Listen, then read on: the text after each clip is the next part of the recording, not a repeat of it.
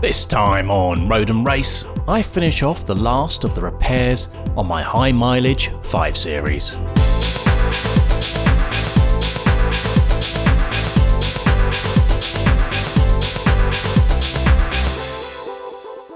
In the last episode, I finished off the maintenance and servicing by changing, amongst other things, the glow plugs, air filters and power steering fluid.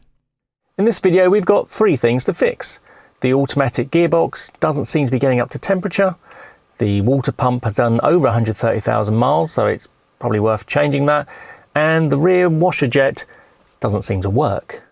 If you've been following the series so far, you'll know that a few videos ago I noticed the car's engine wasn't getting up to temperature. So I replaced the engine thermostat and EGR thermostat.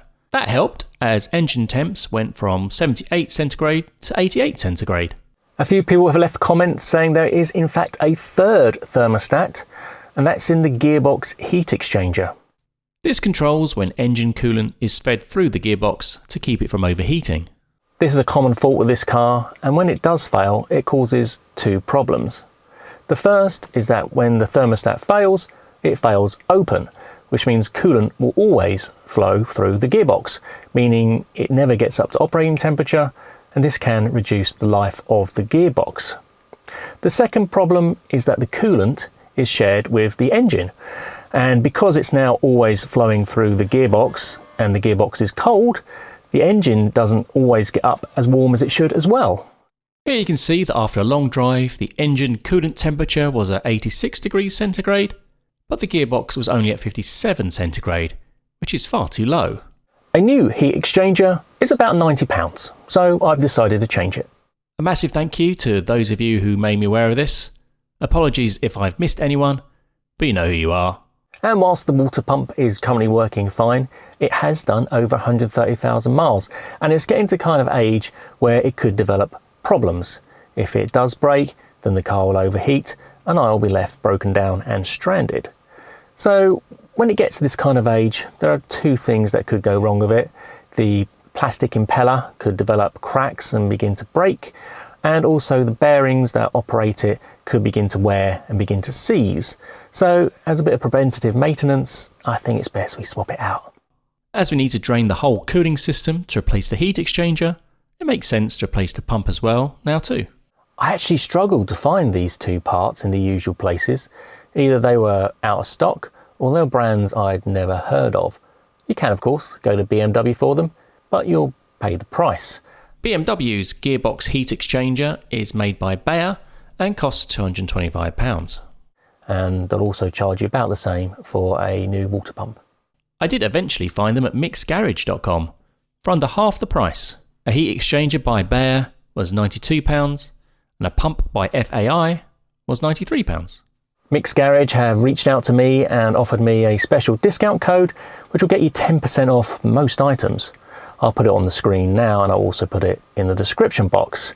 So you get an additional £18 off this order. Not too bad, eh? Let's get them swapped out.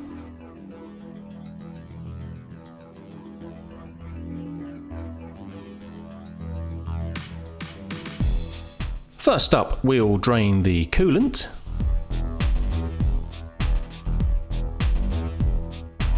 As I only changed it recently, I will be collecting it and reusing it.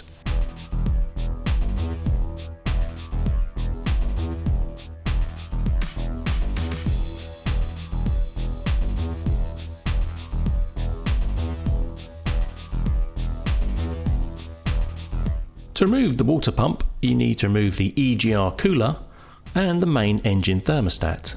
I go into a lot more detail in episode 2 of this series when I replaced the thermostats, but in summary, you need to remove the clamp here, this clamp here, that hose, the 3 bolts holding on the EGR cooler, and the bolts connecting the cooler to the DPF.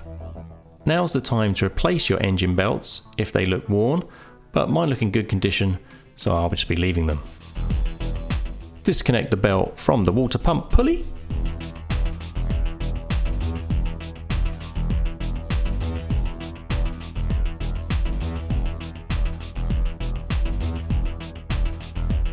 And the water pump itself is held on with 4 bolts.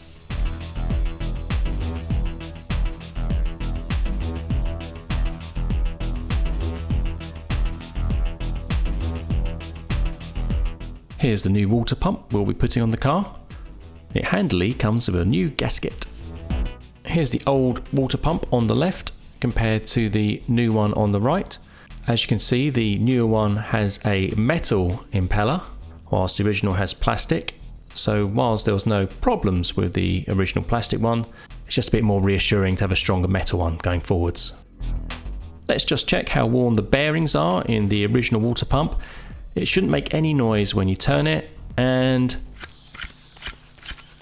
yeah, so not great then. Probably good we started swapping this out now. Here's the original gasket for the water pump. It actually comes part of a larger gasket set for the whole front of the engine, so it'll need cutting off in 3 places. And here's the new water pump fitted back onto the car.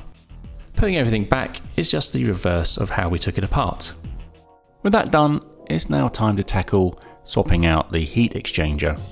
It's under the car, so you need to remove the under tray and this metal reinforcement plate.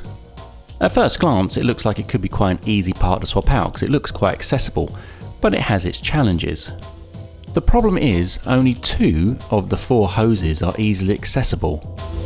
The 2 coolant lines are very easy to remove, they've got loads of access, but the 2 gearbox fluid hoses are quite challenging to remove.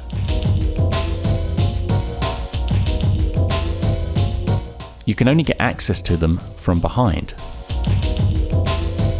To aid me in this task, I made up a very long screwdriver. When the gearbox fluid hoses are removed, fluid will start pouring out, which will mean having to top up the gearbox fluid again. I've just clamped up the 2 hoses. Here I am just undoing the remaining bolts holding the exchanger on. Apologies, I wasn't able to film me disconnecting the 2 pipes that run from the gearbox. It was just too difficult to do the work and try and set up the camera at the same time. But the exchanger is now free. Here's the one I took off the car on the left and the new one on the right. As you can see, the original one is made by Bayer, and so is the new one. It has a manufacturing date of 2008, so you can see it's the original one that came with the car. Putting it back is exactly the same as the way we took it apart. So with that all back together now, it's just a matter of refilling the cooling system and then bleeding it. Don't worry, I'm not putting Tesco screen wash in the car. It's just an old bottle I had lying around that I collected the old coolant in. That was probably the most fiddly job I've done on this car. It's not difficult, it's just the access is so restrictive. It's probably alright if you've got a lift, but it's quite challenging lying on your back and doing it on the floor. So to test everything, I went for an hour-long drive, then checked under the car for any leaks. I also measured the gearbox temperature again. If you remember, it was only getting up to 57 degrees centigrade before, but now it's much healthier, 91 centigrade. Right, with that all done, it's time to move on to the final job, which is figuring out why the rear washer jet doesn't work. It's likely to be one of 2 things. Either the actual washer pump itself is failed, or there's a split in the hose somewhere. Swapping out the washer pump is really easy, but I really don't want it to be a split hose because that's going to be a bit of a pain to fix. One of the design mistakes BMW made with this touring version of this car was running the cabling for the boot lid through the hinge. Over time, the constant up and down of the boot lid means that the cables fray.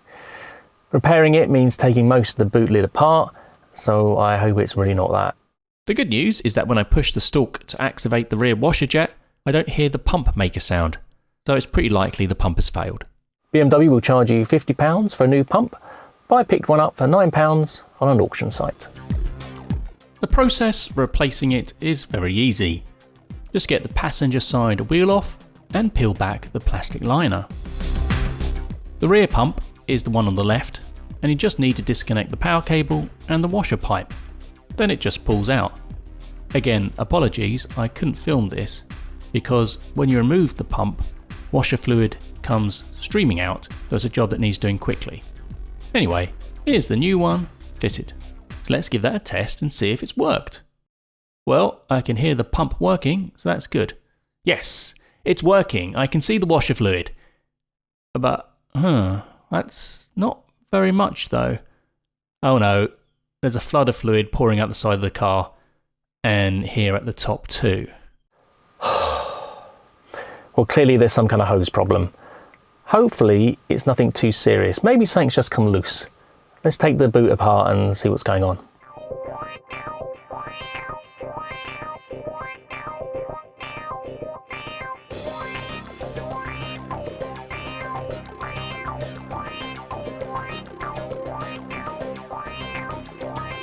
So here's where the washer hose can become disconnected, but as you can see, it's fine. Let's disconnect it and see if it's blocked. No. Right. It's squirting out from where the hinge is, so it must mean a split hose. Let's take the spoiler off and take apart the hinge.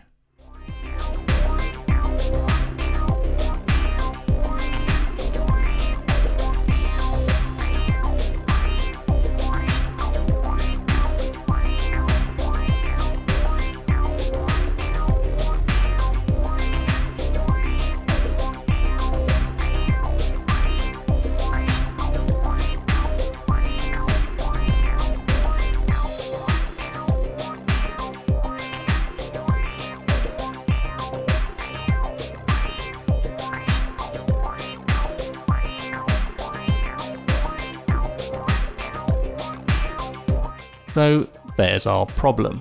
To repair this, we need to pull all the cabling out. How do we do this? From the rear speaker holes, of course.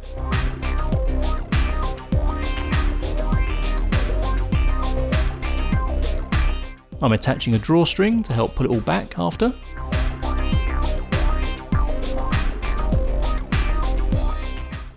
And here's a better look at the problem.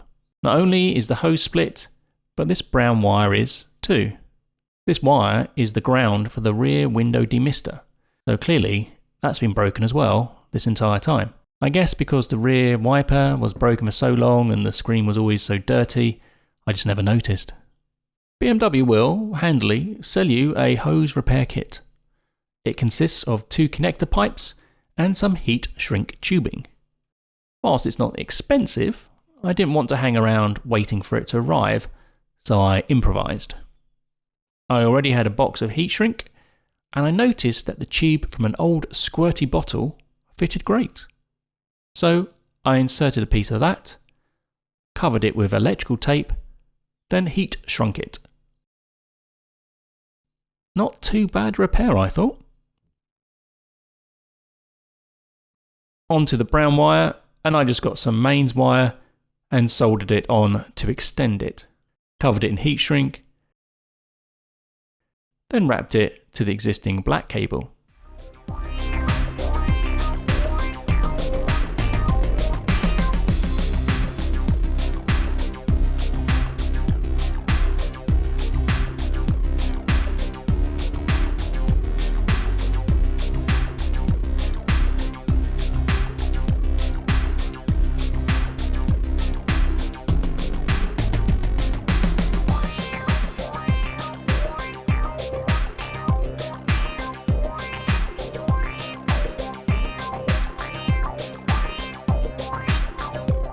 And so, the moment of truth. Will it work?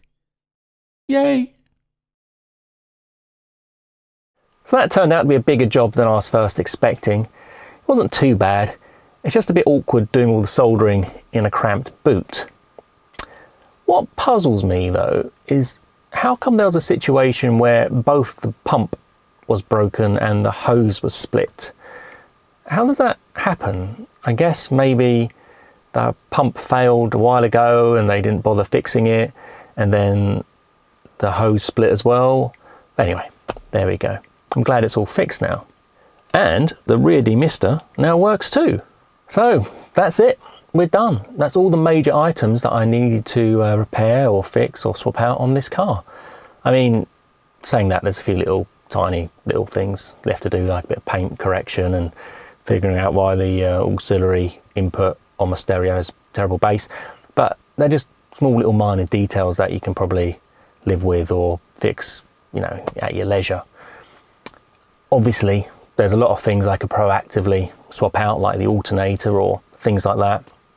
You have to balance that against how much you want to spend and how likely things are to go wrong. I mean, you could just go around and swap out everything on the car, you know, that'd be kind of silly, it'd be crazy. So this is where I want to stop. Saying that, if there is something major that I should really fix or proactively change, please let me know in the comments. Next time on Road and Race. So, is buying a 10-year-old BMW 5 Series with over 130,000 miles on the clock a bad idea? Is it going to be a huge money pit? Well, in the next video, I'm going to go through all my receipts and tell you guys how much I've spent repairing this car. Then I'll also go through and, as a comparison, see how much it would have cost if I hadn't done the work myself and had asked BMW to do it.